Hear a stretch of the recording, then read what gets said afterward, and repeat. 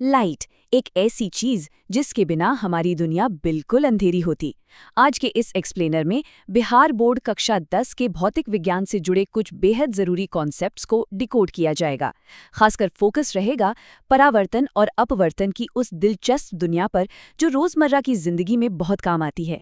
जरा सोच कर देखिए, कितनी हैरत की बात है कि एक साधारण से मैग्नीफाइंग ग्लास से सूरज की रोशनी को एक जगह इकट्ठा करके कागज में आग लगाई जा सकती है, या फिर तेज रफ्तार गाड़ी के एक छोटे से साइड मिरर में पीछे का पूरा ट्रक नजर आ जाता है। असल में ये कोई जादू नहीं है, ये सब मुमकिन होता है प्रकाश के कुछ बहुत ही सख्त नियमों की वजह से। आज के हमारे इस सफर का एजेंडा बिल्कुल साफ है।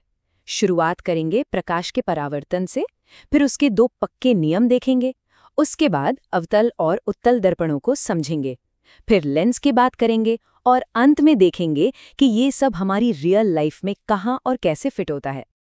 तो चलिए सीधा शुरू करते हैं हमारे पहले टॉपिक से, प्रकाश का परावर्तन और उसकी परिभाषा। सच बताएं तो प्रकाश की रफ्तार दिमाग घुमा देने वाली होती है। निर्वात में यानी वैक्यूम में ये लगभग 30 करोड़ मीटर प्रति सेकंड की स्पीड से एक सीधी रेखा में चलता है। और परावर्तन का सीधा सा मतलब है प्रकाश की किरणों का किसी चिकनी सतह से टकराकर उसी माध्यम में वापस लौटाना, बिल्कुल एक रबर बॉल की तरह, जिसे दीवार पर मारो तो वो बाउंस बैक करती है। इस बाउंस बैक होने की प्रक्रिया को समझने के लिए बस इन 3 मुख्य किरदारों को पहचानना जरूरी है। पहली, आपतित किरण यानी सतह की तरफ आने वाली किरण।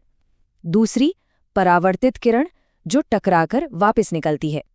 और तीसरी, अभिलंब यानी नॉर्मल, जो ठीक टकराने वाले बिंदु पर एक काल्पनिक लंबवत रेखा होती है। आगे बढ़ते हैं सेक्शन 2 की तरफ, जहां हम देखेंगे प्रकाश के बाउंस होने के 2 सख्त नियम। प्रकाश कभी भी अपनी मर्जी से रैंडम तरीके से इधर उधर बाउंस नहीं करता, ये बहुत ही अनुशासित होता है। पहला नियम कहता है कि आपतन कोण हमेशा परावर्तन कोण के बराबर होगा, यानी जिस एंगल से किरण आएगी उसी एंगल से वापस जाएगी।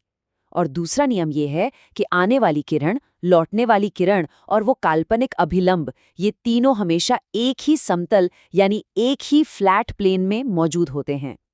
चलिए अब सेक्शन 3 में इस नियम का इस्तेमाल करने वाले उपकरणों की बात करते हैं, यानी गोलीय दर्पणों को समझते हैं। बाईं तरफ देखिए, ये अवतल दर्पण है जो किसी गुफा की तरह अंदर की तरफ मुड़ा होता है। इसमें चीजों को बड़ा करके दिखाने की खूबी होती है। वहीं दाईं तरफ उत्तल दर्पण है जो बाहर की तरफ उभरा होता है। ये एक बहुत बड़े और चौड़े हिस्से की छोटी सी तस्वीर बनाने का काम करता है। परीक्षा में न्यूमेरिकल सवाल सॉल्व करते वक्त एक बहुत ही इंपॉर्टेंट गणितीय नियम हमेशा याद रखना चाहिए, R=2F। इसका मतलब है कि किसी भी गोलीय दर्पण के लिए उसकी वक्रता त्रिज्या हमेशा उसकी फोकस दूरी की ठीक 2 गुनी होती है। ये फॉर्मूला बहुत काम आता है। अब आते हैं सेक्शन 4 पर। टकराने की बात तो हो गई, पर पारदर्शी लेंस प्रकाश को कैसे मोड़ते हैं?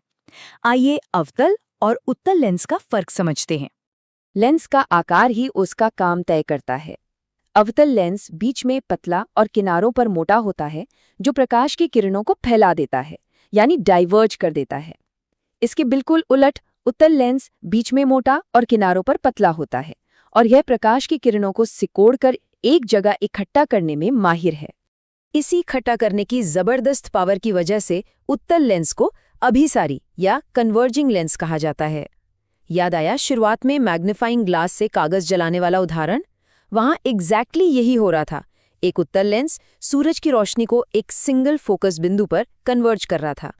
एग्जाम्स में जब किरण आरेख यानी रे डायग्राम बनाना हो तो बस ये 3 सिंपल रास्ते याद रखने हैं। पहला, अगर किरण मुख्य अक्ष के पैरेलल आ रही है तो वो फोकस से गुजरेगी। दूसरा, अगर फोकस से आ रही है तो वो पैरेलल हो जाएगी। और तीसरा, अगर वो बिल्कुल बीच से यानी प्रकाशिक केंद्र से गुजरती है तो बिना मुड़े बिल्कुल सीधी निकल जाएगी। और अब चलते हैं हमारे आखिरी सेक्शन पर। ये सारा भौतिक विज्ञान हमारी असल जिंदगी में कहाँ काम आता है? गाड़ी चलाते समय पीछे का पूरा ट्रैफिक देखना होता है, इसलिए गाड़ियों में रियर व्यू मिरर के तौर पर उत्तल दर्पण को चुना जाता है, क्योंकि ये पीछे का एक बड़ा और सीधा नज़ारा दिखाता है। वहीं दूसरी तरफ अवतल दर्पण का इस्तेमाल सोलर कुकर में होता है, क्योंकि ये सूरज की सारी गर्मी को एक जगह फोकस करने का काम बखूबी करता है। लेंस के मामले में उत्तल लेंस तो जैसे आधुनिक दुनिया की जान है। चाहे माइक्रोस्कोप से छोटे छोटे जीव देखने हों, टेलीस्कोप से दूर के ग्रह देखने हों, या फिर हमारे मोबाइल फोन का कैमरा हो, ये सब लेंस की इसी अद्भुत तकनीक पर निर्भर करते हैं। और अंत में सबसे हैरान करने वाली बात पर गौर करते हैं।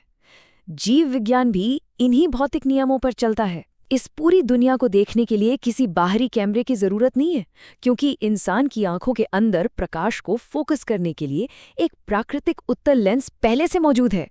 ये विज्ञान की दुनिया का सबसे खूबसूरत अजूबा है। इसी सोच के साथ आज का ये एक्सप्लेनर यहीं समाप्त होता है।